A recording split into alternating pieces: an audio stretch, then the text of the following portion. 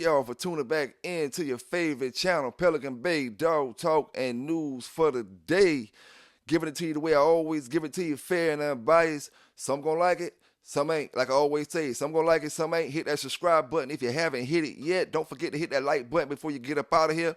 Drop down in the comments like you always do. Drop down in the comments like you always do. I got a few things to talk about on that dog news for the day. We're gonna touch on a few points, and I'm gonna tell you some things that I learned in this dog game over the past 24 hours. So let's get into that dog news. All right, we're going to get into that dog news like this right here. We're going to talk about rare dogs and the good and the bad thing about having rare dogs, rare pit bulls, rather. You know what I'm saying? But first, brother Kevin Trapp, I think it is, when he was on the message board, he made a statement about deep game and dead game. You know what I'm saying? He said there's a difference. You know what I'm saying? There is a difference. Like the brother said. Deep game and dead game. Me, myself, just my opinion, deep game can mean real game. Real game, deep game, same thing. That's a real game dog there. He that's a game dog. Dead game, some folk would say the dog would have to be dead, but dead game is a dog that must be finished in order to stop him. You know what I'm saying? If he's not going to stop, you know what I'm saying? If he got anything left in him, period, if he can breathe, he's going to try to cross that line. That's what dead game is, in my opinion. Deep game is just the word that really shouldn't be added on there. You know what I'm saying? You either game or you ain't. If he got tired, if it was on you and he got tired under the hour mark, if it's on you, you know what you got to do to correct that. You know what I'm saying? But if you put the real work in and the right work in, and he didn't make, the hour mark, like what is deep game? When is it considered to be deep? When is it considered to be game? One go 15 minutes, is he game? One that go 30 minutes, is he game? One that's go 50 minutes, is he game? What is considered game, and then what is considered deep game? Because we already established very few make it to the 2 or 3 hour mark. You know what I'm saying? Very few make it that far. So what is considered deep game? Now, dead game, a losing dog can be considered dead game. A dog that, lost to the opponent, that's a dead game dog because he stayed down, but that's a two-way thing again, because he stayed down, but he could have got, DOA'd in 15 minutes. Does that make him dead game because he got killed in 15 minutes and he was still coming? Does that make him dead game because he got DOA'd in 30 minutes and he was still coming when he got DOA'd? He didn't stop, but he got DOA'd in 30 minutes. Does that make him dead game? So it's different views, different ways people look at it. A lot of folk, when they start thinking deep game and talking that type of talk, they talking in 2 hours and 3 hours and high numbers and stuff like that. You know what I'm saying? But, and that just goes back, man, when you got one that's reaching them deep game points, them deep game markers, what do we do with them when they don't, when they show that there is dead game? And you had to bring him back with IVs because his opponent was going to DOA him. But now you had to bring him back with IVs, and that's a dead game dog that lost. So what you going to do? You going to have all that pride, that so-called pride, and cull him? Or you going to take him back and do what you got to do? See? You know what I'm saying? A lot of brothers, we see that L, you know what I'm saying, because everybody see it. I saw the L plenty times. Everybody see it. We see that L, but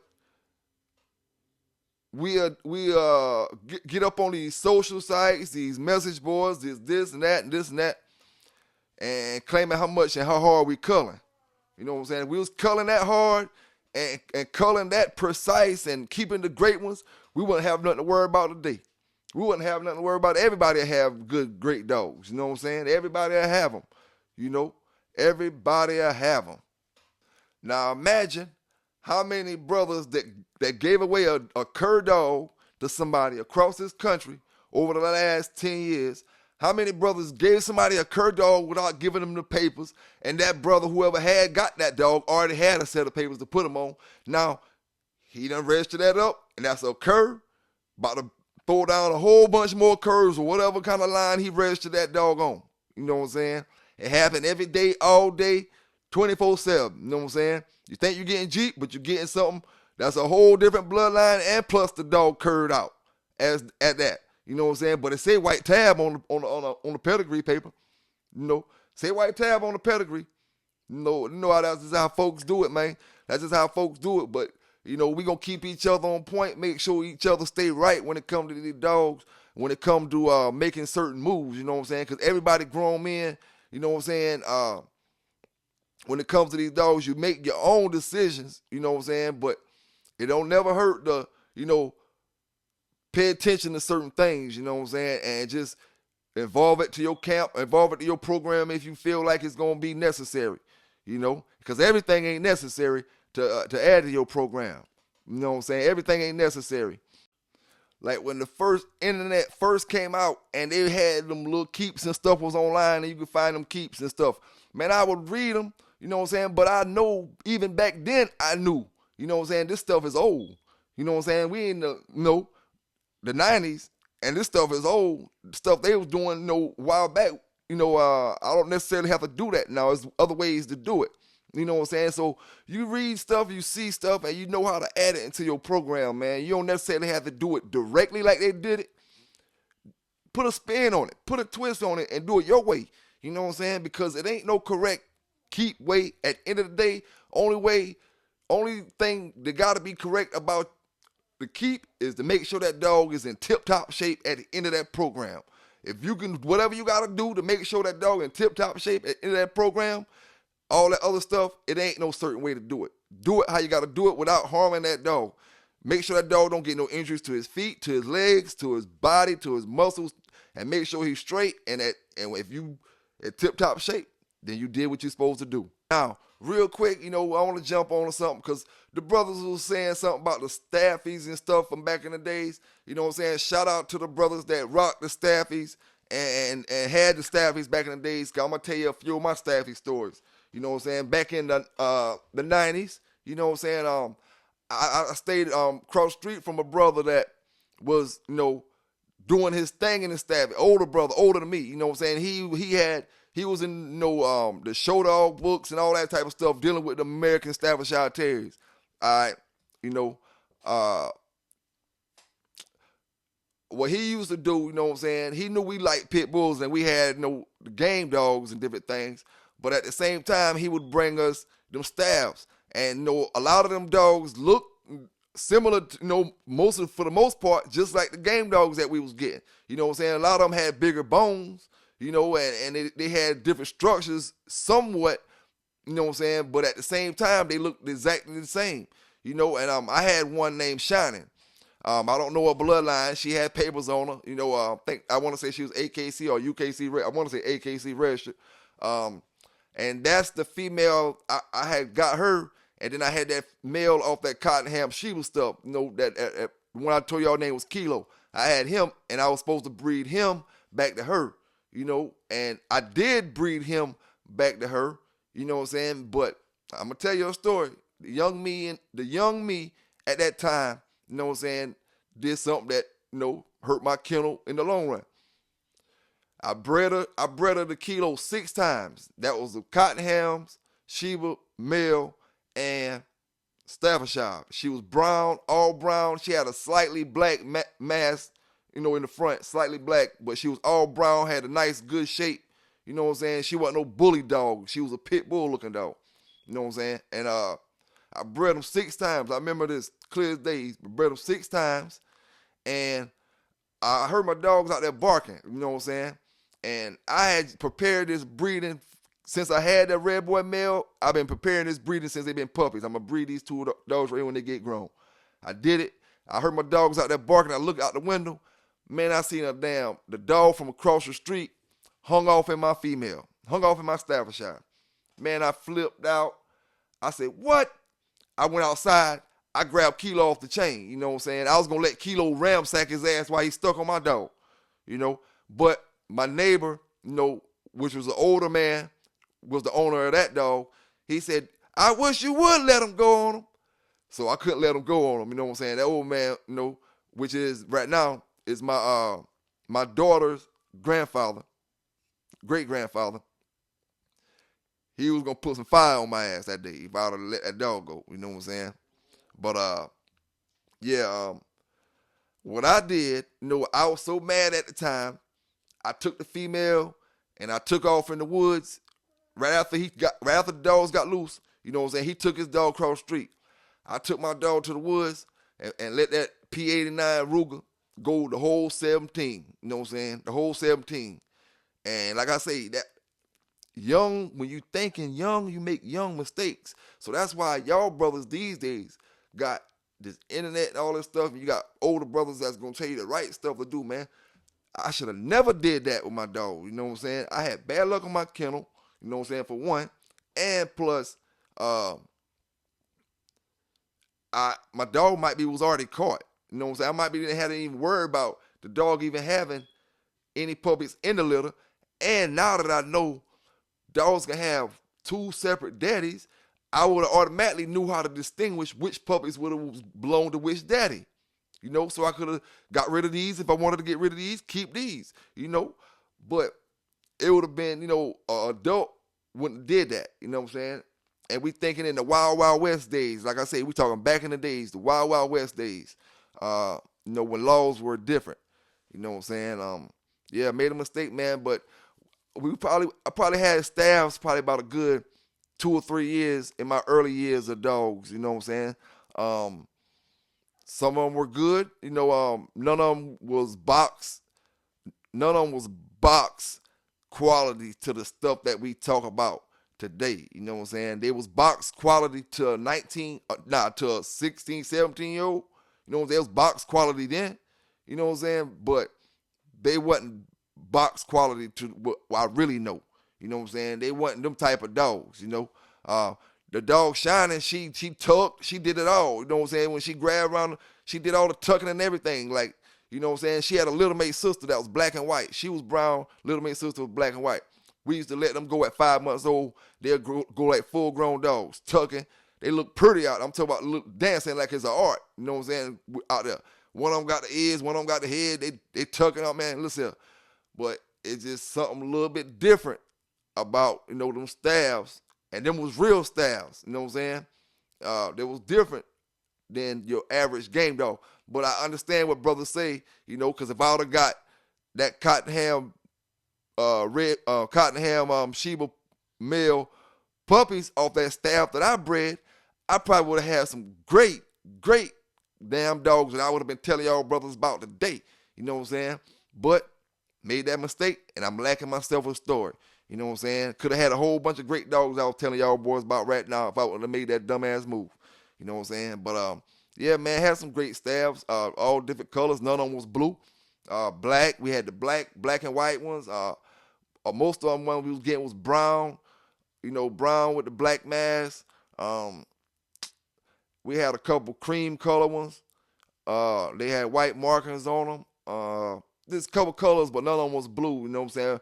My homeboy did come up with the first blue pit bull I seen during the time when I had that Cottenham Sheba male. And, this is a blue pit bull. This wasn't no bully, you know what I'm saying? Really a real pit bull. But, and this is in the early 90s, you know what I'm saying? But, yeah, man. Had my times with them staffies, man. But we going to keep it moving, man. We gonna keep it moving. And again, man, I want to say shout out to everybody that came in the chat and live last night, man.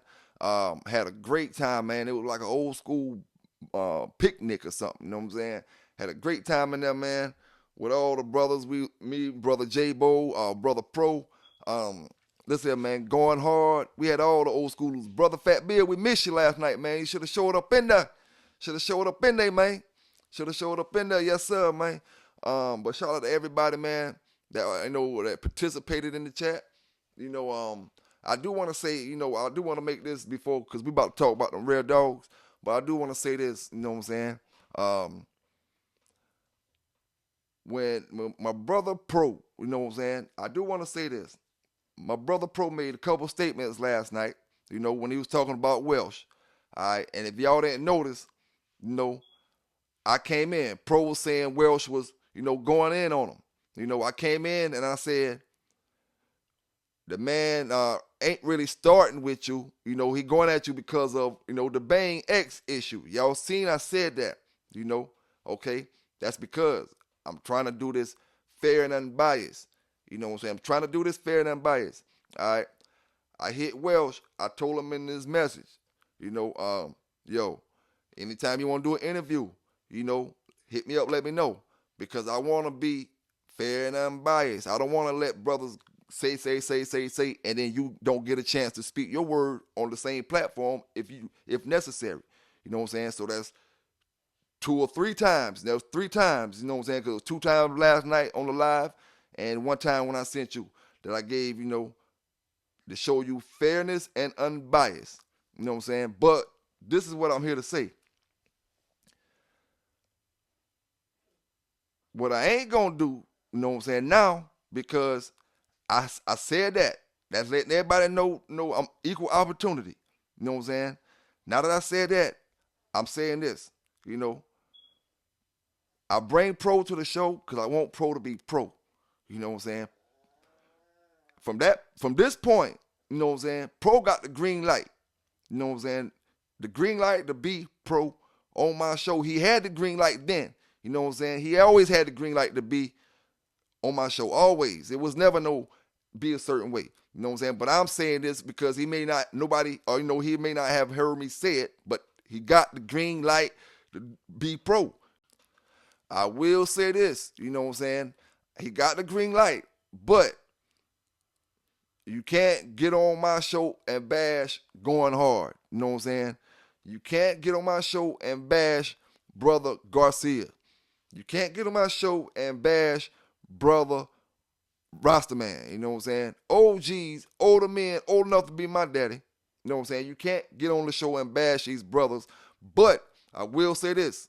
You know what I'm saying? If any of them brothers decided they want to get in the chat and say something to you, Pro, then you green light to respond. You know what I'm saying? Green light to respond. But for the most part, I don't care what been said, you know what I'm saying? But you just know I'm rocking with Going Hard and I'm rocking with the rest of them boys. But, we got to respect the older folk in the dog game, man, when it comes to, just in general, you know what I'm saying? Just in general. So I had to say that, man, because I don't want it to seem like, to that brother, like I'm trying to hold him back from saying anything. I want him to be too nice. None of that, you know what I'm saying? No, none of that. Everybody know where I stand at with them, you know what I'm saying? And everybody their own man, Going Hard know where I stand at with him. Maybe some of them other brothers might not know where I stand at with them, but I speak. I don't hide nothing, you know what I'm saying? So if I tell you it is what it is, it is what it is, I'm good with it. But every man got to be themselves, and every man speak for themselves, you know what I'm saying? And rep for themselves, you know what I'm saying? But yeah, man, we going to have a whole bunch of shows coming for y'all brothers, you know what I'm saying? A whole bunch of different dog brothers, giving y'all, we going to get them bully brothers up here soon, you know what I'm saying? We'll have them up here soon, some of them bully brothers and different breeds, band dog breeds, but got to get it how we got to get it how we live it, how the old saying goes. But yeah, man, shout out to everybody again, man, that came out to the chat last night. Shout out to everybody, man. Now, we're going to talk about rare dogs, you know what I'm saying? Rare dogs. Having a dog that's, when I say rare dog, I mean, I'm going to use J.D. Hogg, for example.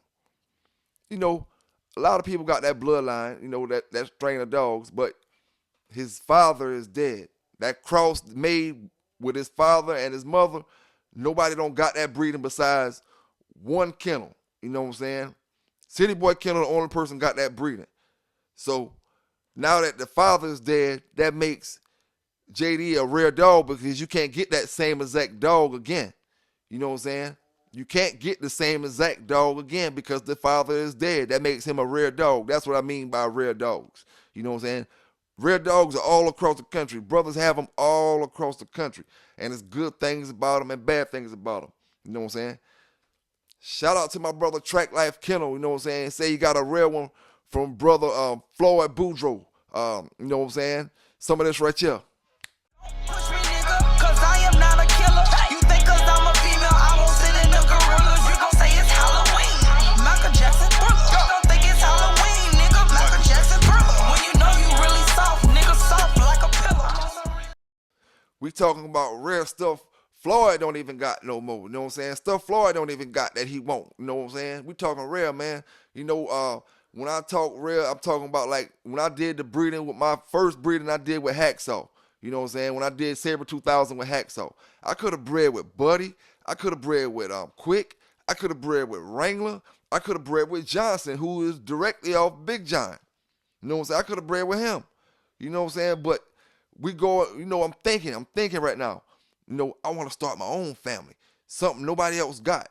Something they don't even got yet. You know what I'm saying? They got the male, but they ain't thinking about making this breeding the way I'm thinking about making it. You know what I'm saying? So I'm thinking, I don't want everything else everybody got out here. Yeah, they got this strain of it, but they don't got it off this particular male dog.